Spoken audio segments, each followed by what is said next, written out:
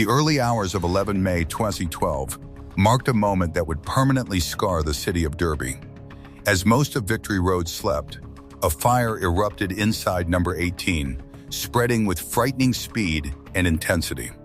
By the time emergency services arrived, the house was already engulfed.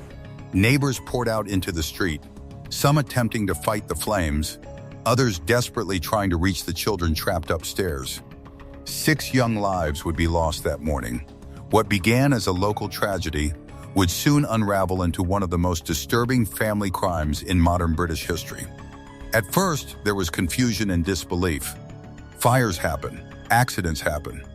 But from the earliest moments, something felt wrong. The fire had started at the front of the house, an unusual place for an accidental blaze in the middle of the night. Smoke billowed rapidly through the stairwell, cutting off escape routes. Neighbors later described the fire as aggressive and unnatural, roaring in a way that felt deliberate. Several of them risked their lives trying to break in, only to be driven back by suffocating smoke and heat. Inside the house were 6 children sleeping upstairs: Jade, John, Jack, Jesse, Jaden, and Duane. 5 of them died at the scene. Duane, the eldest at 13, was pulled from the house alive, but critically injured. Despite being placed on life support, he died 3 days later in hospital. The shock was immeasurable. Entire streets stood silent as news spread that an entire group of siblings had been wiped out in a single night. Outside the burning house stood Mick Philpott and his wife, Mairead. Witnesses later recalled something unsettling about their behavior. While neighbors screamed and fought to get inside, the parents appeared strangely passive. There was no frantic attempt to rush into the flames, no desperate physical struggle to reach the children. Some observers assumed shock. Others, even in those early moments, sensed something darker. To understand how suspicion eventually turned inward, investigators had to examine the life Mick Philpott had built long before the fire. Philpott was not a man unfamiliar with violence. In the late 1970s, he had been convicted of attempted murder after stabbing a former girlfriend multiple times and seriously injuring her mother when she intervened. He served several years in prison. That conviction did not reform him. Instead, it marked the beginning of a pattern defined by control, manipulation, and an obsession with dominance over the women in his life. By the time he settled at Victory Road, Philpott had constructed a household that operated entirely around his needs. He lived with his wife Mairead while simultaneously maintaining a relationship with Lisa Willis, who had entered his life as a teenager. The arrangement was highly unusual, but over time it became normalized in the neighborhood. At one point, there were as many as 11 children living in the house. Despite the overcrowding, neighbors generally believed the children were cared for. They played outside, attended school, and did not appear neglected. That perception would later make the truth even harder to accept. Philpott was also drawn to attention. He actively engaged with the media, complaining publicly about housing conditions and portraying himself as a struggling father unfairly treated by the system. Newspapers and television crews gave him airtime. He enjoyed being seen. That need for visibility would become a crucial part of what prosecutors later argued was his downfall. In early 2012, the balance of power inside the household shifted. Lisa Willis left the home, taking her children with her. For Philpott, this was more than a breakup.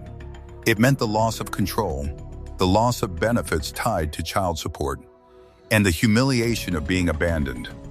A custody dispute followed, and a court hearing was scheduled for 11 May 2012, the same day the fire broke out. Investigators would later argue that the timing was no coincidence. According to the prosecution, the fire was meant to be staged. The theory was that petrol would be poured through the letterbox, ignited briefly, and then extinguished quickly. The goal was not destruction, but drama. Philpott would present himself as the heroic father who saved his family from an external attack, undermining his former partner's credibility and strengthening his custody case. It was a reckless plan built on ego and fantasy, not reality. What went catastrophically wrong was the fire itself. Petrol is highly volatile, and far more had been used than intended. The house also contained flammable materials, including varnished woodwork on the staircase, which allowed the flames to race upward in seconds. The stairwell became a chimney of fire. The children never had a chance. As the investigation progressed, the official story of an external attacker began to collapse. Fire experts concluded that the blaze had originated inside the house, not from outside interference. Petrol residues were found, not just in the home, but in small quantities on the clothing worn by Mick Philpott, Mick Philpott, and Paul Mosley, a family friend who had been present that night. The chances of all three carrying the same fuel additive by coincidence were astronomically low. Police also placed the adults under covert surveillance after the fire, including recording conversations in a hotel room where they were staying. These recordings would later be played in court. Rather than expressing grief, the conversations revolved around whether their stories matched, what had been said to police, and how convincing their emotions appeared. The focus was not on the children who had died, but on maintaining a narrative. Public concern intensified after the couple held a press conference just days after the fire. Many who watched it described feeling deeply uncomfortable. Mick Philpott spoke at length, but failed to mention the children by name.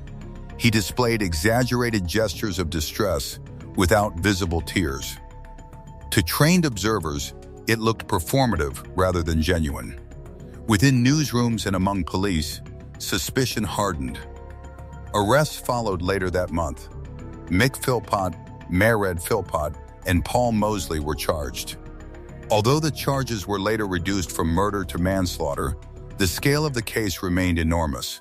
The trial at Nottingham Crown Court exposed the full reality of life inside Victory Road. Evidence revealed manipulation, sexual exploitation, and a household dynamic built on obedience rather than care. One of the most damaging moments came during the examination of the emergency call made on the night of the fire.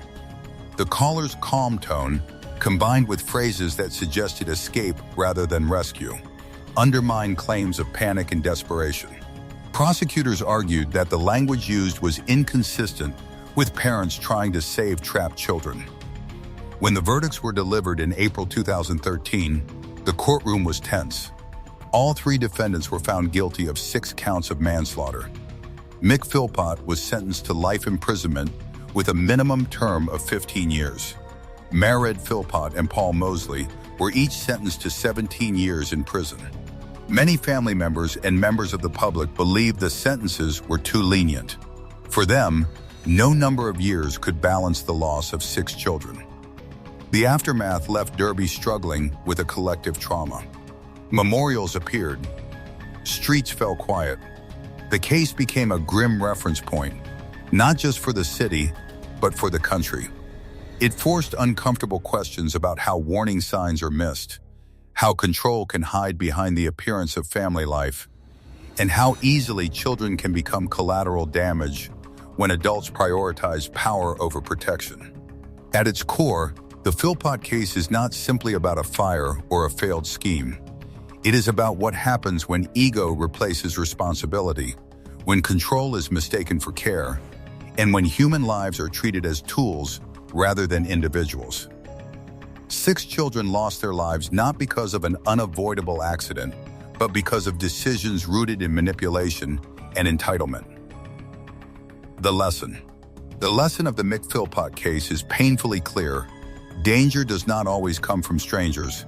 It can grow inside a home when control is mistaken for care.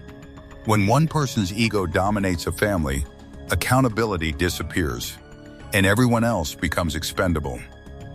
What began as manipulation and entitlement ended in irreversible loss. Above all, this tragedy reminds us that children always pay the price for adult selfishness.